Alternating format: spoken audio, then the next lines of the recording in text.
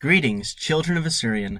You're probably watching this video because you're looking for a new 40k faction to play, and your excellent taste in aesthetics made you wonder if the Craftworld Eldar are for you.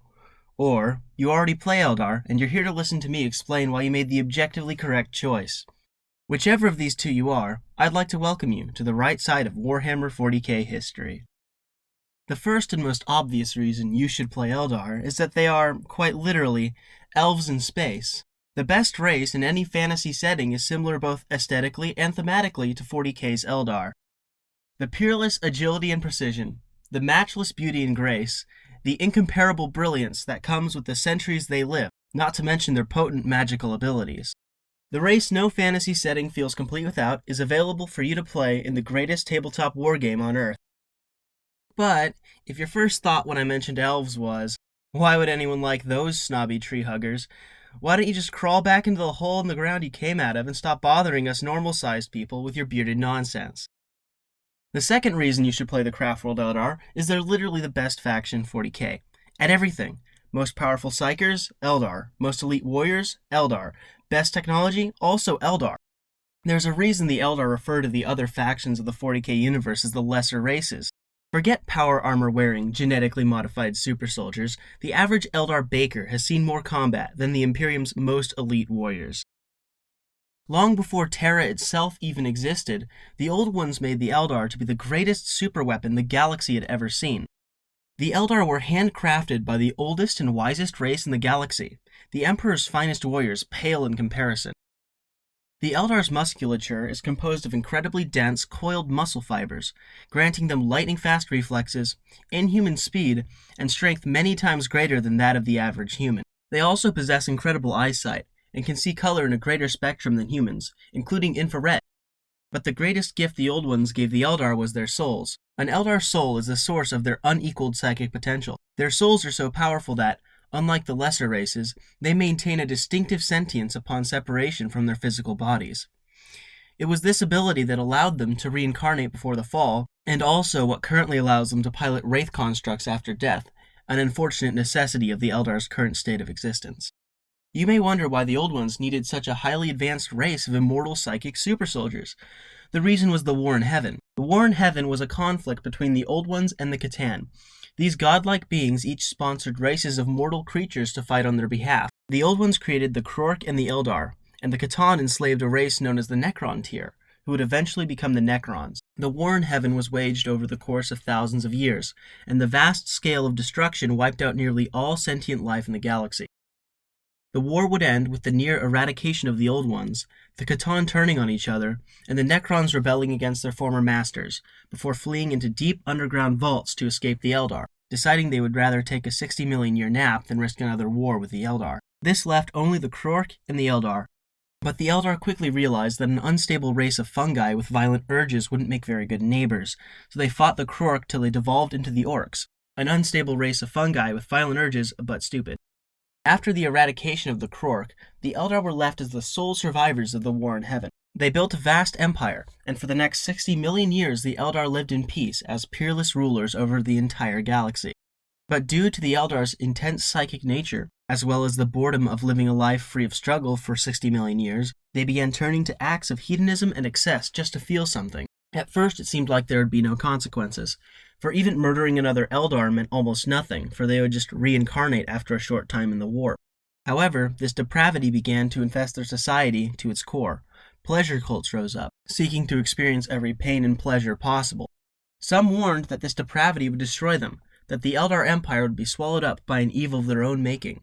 But in their hubris, few heeded these warnings. Most just mocked them as superstitious Puritans. Some even attempted to kill those who spoke out against the rampant debauchery. It was at this time that some abandoned the Eldar Empire, including the Craftworld Eldar, who fled the collapse of their once great civilization aboard massive world ships, known as Craftworlds. Their foresight was proven correct soon after, as the galaxy echoed with a baleful scream. She who thirsts was born, tearing a gaping wound in reality where the Eldar Empire once was, and dragging the souls of every Eldar within its borders into the gaping jaws of Slaanesh. Many Imperium fanboys will bring up the fall to mock their betters, and to argue that, because the Eldar created the Eye of Terror, that means for some reason the right to rule the galaxy now belongs to a bunch of monkeys.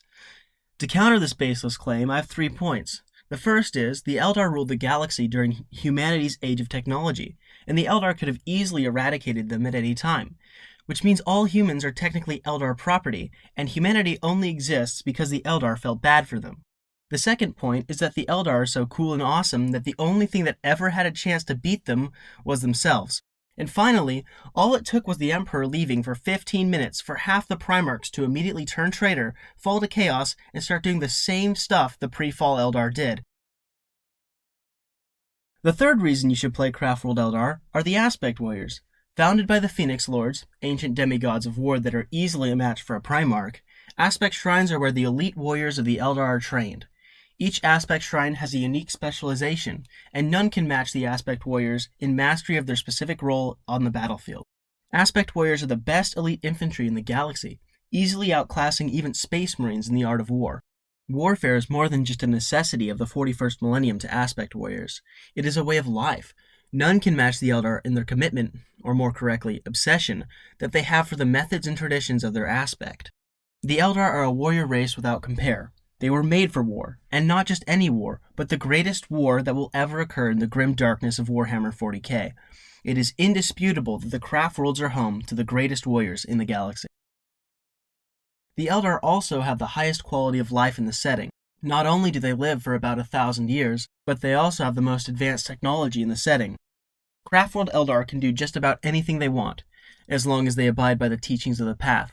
And if they wish to leave, they are free to do so, becoming Rangers. They are free to return at any time if they so wish. Craftworlds are also totally self-sufficient, except for the solar energy they collect with the sails mounted to the Craftworld's exterior. While the threat of eternal torment by she who thirsts upon death is ever present, the Craftworlds have a way to avoid this fate via the Soul Stones. These gem-like crystals house the Eldar's soul upon death. From there, they are placed in an infinity circuit, at the heart of the Craftworld, joining the souls of their ancestors. Lastly, the Eldar are very active in the lore. Everything that happens is manipulated to the Craftworld's best interest by the Seer Councils. In every conflict, there are certain to be Eldar, manipulating the strands of fate to avoid the doom of their people. Some of the most important events in 40k have been caused by the Eldar, such as the Second War for Armageddon, and the Eldar even had a part to play in the Horus Heresy. The Eldar have also been active in the evolving narrative. It was the Eldar who revived the Primarch Guilliman, and they also assisted the Imperium in the defense of Cadia. While the main story of 40k will always be the war between the Imperium and Chaos, the Eldar act as deuteragonists to that story, twisting the skeins of fate in their favor. I hope my compelling arguments were enough to get you to make the right decision. If you enjoyed this video, I'd appreciate it if you hit the like button. Subscribe to see more awesome Eldar content in the future. Thank you for watching, and goodbye.